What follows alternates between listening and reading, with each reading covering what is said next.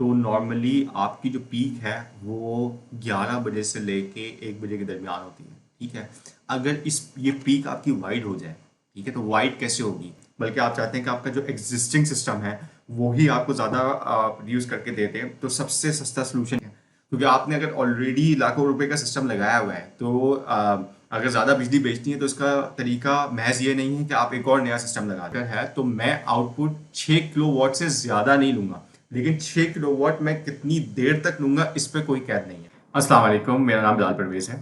अच्छा, काफ़ी दिनों से मैं ये देख रहा था कि काफ़ी बज़ है कि सोलर के जो प्राइसेस हैं और पैनल्स के जो प्राइसेस हैं वो नीचे जा चुके हैं। तो इससे ऑब्वियसली जो नए लोग हैं, जो नए इस वक्त लगाने जा रहे हैं, उनके लिए तो वाकई में काफ़ी बेनिफिट है। बट आई वाज थिंकिंग कि जिनके पास एग्जिस्टिंग इस वक्त अपना सिस्टम लगा हुआ है, क्या उनको भी कोई इससे फ़ायदा हो सकता है? और जब मैंने इस पे सोचा और थोड़ी सी रिसर्च की, तो मुझे नज़र आ गया कि जो लोग जिनके पास एक अभी सिस्टम लगा हुआ है, वो भी इससे कुछ फ़ायदा उठा सकते हैं। और I think it's a very best time to invest in solar plates, और विदाउट आई मीन आपको मज़ीद ज़्यादा पैसा खर्च करने की ज़रूरत नहीं है इन्वर्टर पे। आप पैनल्स पे खर्च करके मैक्स आउट निकाल सकते हैं। अम, अगर इसमें एक चीज़ मैं आपसे और रिक्वेस्ट करना चाहूँगा इस टॉपिक के डिटेल में जाने से पहले, अगर आपने अभी तक मुझे सब्सक्राइब नहीं किया है तो काइंडली मुझे सब्सक्राइब कर लें, बिकॉज आपकी सब्सक्रिप्शन मेरे लिए बहुत ज़्यादा इम्पोर्टेंट है। और ये जो वीडियो मैं बनाने जा रहा हूँ, ये वीडियो उन लोगों के लिए भी बड़ी इंपॉर्टेंट है, जिन लोगों ने खुद सोलर सिस्टम्स लगाए हुए हैं, और जिन्होंने खुद नहीं भी लगाए हुए, अगर आपके किसी जान पहचान वाले लोगों ने लगाए हुए हैं तो आपको ये वीडियो उनसे शेयर करनी चाहिए, बिकॉज वो अपनी जो सिस्टम है उसको इंक्रीज कर सकते हैं, बढ़ा सकते हैं, बेहतर कर सकते हैं।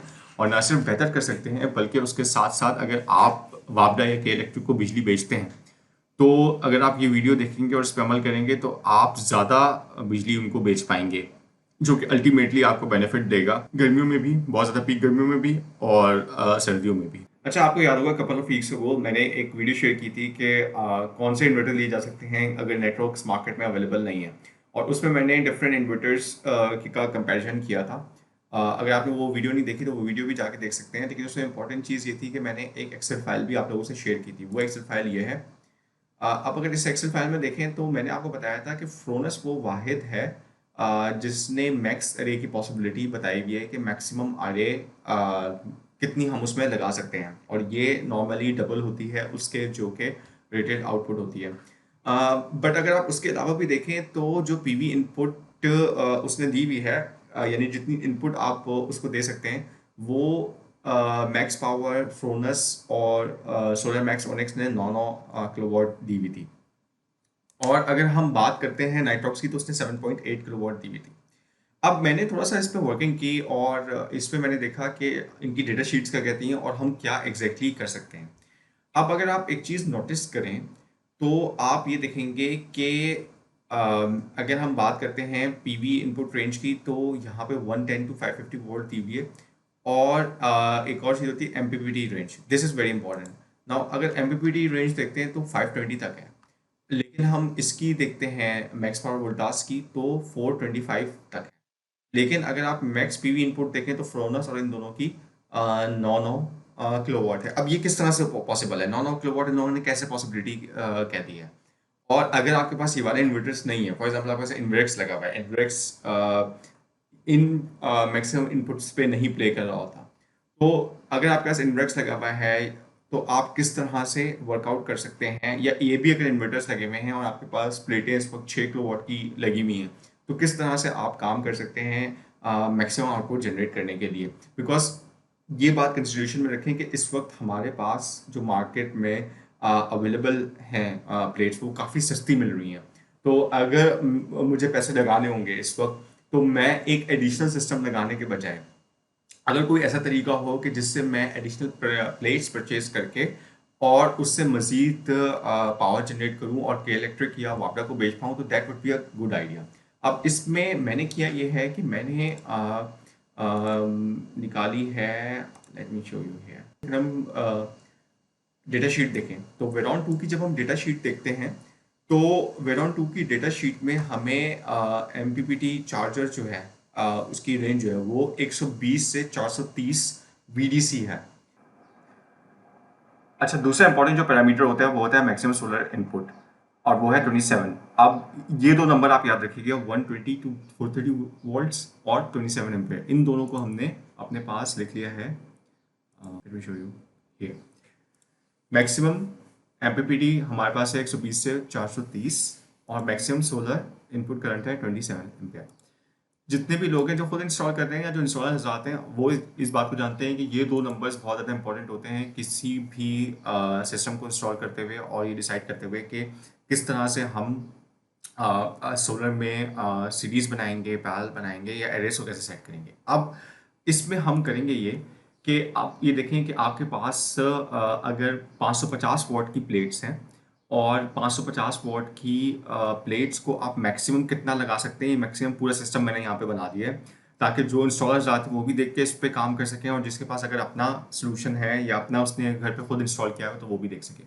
अगर मैं 550 वोल्ट की 9 प्लेट्स को सीरीज में कनेक्ट करता हूँ, तो 9 सीरीज में कनेक्ट करने में मेरे पास टोटल जो वॉट आता है, टोटल पावर आती है, वो आती है 4950, विच इज़ ऑब्वियसली, अगर हम बात कर रहे हैं वेरॉन 6 किलोवाट की, मैं यहाँ पे लिख भी देता हूँ कि मैं ठीक है, अब मैंने लिख दिया यहाँ पे इन्वर्टर 6 किलोवाट के इन्वर्टर की हम बात कर रहे हैं। तो उसमें अगर हम ये देखें तो ये जो हमारी पहली एरे बनी है वो 4950 वोल्ट की बनी है, और लेकिन अगर चूंकि हमने सीरीज में लगाया है तो वोल्ट इसमें ऐड हो जाते हैं, तो वोल्ट के एतबार से अगर देखा जाए तो 405। अब आप ये देखें कि हमने ये जो 9 की सीरीज बनाई है उसमें हम मैक्स एमपीपीटी के भी अंदर हैं, यानी 405 वोल्ट हैं, और सीरीज में हम 4950 वॉट तक पहुंच गए। लेकिन ऑब्वियसली 6 किलो वॉट का इन्वर्टर है तो अभी हम और लगा सकते हैं, तो हम एक और पैरेलल में एक और सीरीज बनाते हैं उसी तरह के 9 की, और उसमें जब हम देखते हैं तो हम हमारे पास सेम उसी तरह की 4950 वोल्ट की एक और एरे बन जाएगी, और वोल्ट 405 वोल्ट होंगे। अब इसमें होगा ये कि जो टोटल पावर इन्वर्टर को जाएगी वो जाएगी 9900 वॉट, यानी 9.9 किलो वॉट।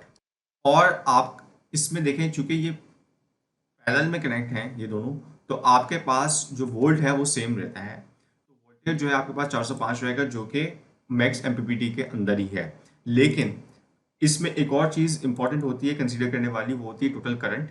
तो टोटल करंट के एतबार से अगर हम देखें तो टोटल करंट एक जो पैनल है, ये जो पैनल की सारी सीरीज है, तो ये जनरेट कर रहा होता है 13 एम्पेयर मैक्स। ये मैं मैक्सिमम बता रहा हूँ, नॉर्मली इतना जनरेट नहीं करता है, इससे कम ही रहता है, लेकिन हम मैक्स पे बात कर रहे हैं। तो 13 एम्पेयर की, यहाँ से हमारे पास 13 एम्पेयर आ गया, एक एरे से दूसरे एरे से आ गया, तो दोनों को मिला के हमारे पास 26 आ गया। तो 26 एम्पेयर जो है वो स्टिल इनसाइड है जो मैक्सिमम सोलर इनपुट करंट है। अब इससे सवाल ये पैदा होता है कि चलें ठीक है, हमने अपनी प्लेट्स को बढ़ा के 9.9 किलोवाट कर दिया, तो हमको फ़ायदा क्या होगा इससे, हम कैसे, इससे आप ज़्यादा बिजली किस तरह से बेच पाओगे। नॉर्मली होता क्या है वो मैं आपको बताता हूँ। अच्छा देखें, अब मैं आपको एक तस्वीर दिखाता हूँ, ये देखें, ये हमारे पास एक ग्राफ है। नॉर्मली समर में आपके पास ग्राफ कुछ इस तरह का बन रहा होता है, ठीक है, विंटर में इस तरह का होता है, और एवरेज ग्राफ आपका इस तरह से होता है। अब आप देख सकते हैं कि 8-9 बजे से लेके 4-5 बजे तक आपके पास मैक्स प्रोडक्शन आपकी आती है। लेकिन इसके बजाय अगर आपका ग्राफ, आप चाहते हैं कि आप ज़्यादा मैक्सिमम प्रोड्यूस हो, तो वो प्रोडक्शन किस तरह से होगी वो मैं आपको बता देता हूँ कि वो प्रोडक्शन किस तरह से होगी। देखिए, मैं जो आपको बात करना चाह रहा था वो होगा ये कि जब आप प्लेट्स को बढ़ा देंगे, ये है कि अर्ली मॉर्निंग में जब वो बहुत जल्दी से प्रोडक्शन तेजी से स्टार्ट करेगा, और ना सिर्फ तेजी से स्टार्ट करेगा बल्कि ज़्यादा टाइम के लिए रहेगा। देखिए, आप नॉर्मली देखें तो नॉर्मली आपकी जो पीक है वो 11 बजे से लेके 1 बजे के दरमियान होती है, ठीक है। अगर ये पीक आपकी वाइड हो जाए, ठीक है, तो वाइड कैसे होगी, अगर आपके पास इनपुट प्रोडक्शन ज़्यादा रहेगी। तो आजकल जितने भी लोगों के पास अगर थोड़े पैसे हैं, और आप नहीं चाहते कि आप एक नया सिस्टम पैरेलल में ऐड करें, बल्कि आप चाहते हैं कि आपका जो एग्जिस्टिंग सिस्टम है वो ही आपको ज़्यादा प्रोड्यूस करके दे दे, तो सबसे सस्ता सोल्यूशन ये है कि प्लेट्स इस वक्त बहुत सस्ती हुई हुई हैं, प्लेट्स लेकर आएँ, वर्किंग करें, और उसको आप आगे इंस्टॉल कर लें। ये चीज़ 3 किलोवाट वाले भी सिस्टम अपना डेटा शीट देख के कैलकुलेट कर सकते हैं। जिनकी 10 किलोवाट है वो भी अपना डेटा शीट देख के इसको कैलकुलेट कर सकते हैं, और ज़्यादा बिजली आप बेच सकते हैं वापडा को, ठीक है।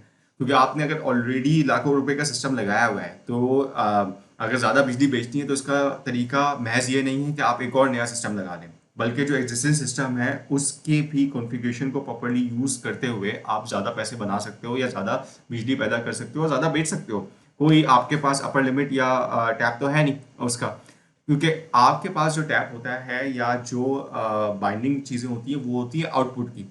यानी अगर मेरे पास 6 किलोवाट का इन्वर्टर है तो मैं आउटपुट 6 किलोवाट से ज़्यादा नहीं लूंगा, लेकिन 6 किलोवाट मैं कितनी देर तक लूंगा इस पर कोई कैद नहीं है। ठीक है, तो आप अगर ज़्यादा पैनल्स लगा के, जो कि इस वक्त सस्ते भी हैं और ज़्यादा ले सकते हो, तो वाई नॉट। उम्मीद करता हूँ कि ये वीडियो आपको पसंद आई होगी। अगर पसंद आई होगी तो इसको लाइक करें, सब्सक्राइब करें और शेयर करें, बिकॉज आपकी ये जो कमेंट्स होते हैं, लाइक होती है और शेयरिंग होती है, ये चीज़ मेरे लिए बहुत इंपॉर्टेंट होती है और फिर मैं रिसर्च करता हूँ इन टॉपिक्स पे। Thank you very much.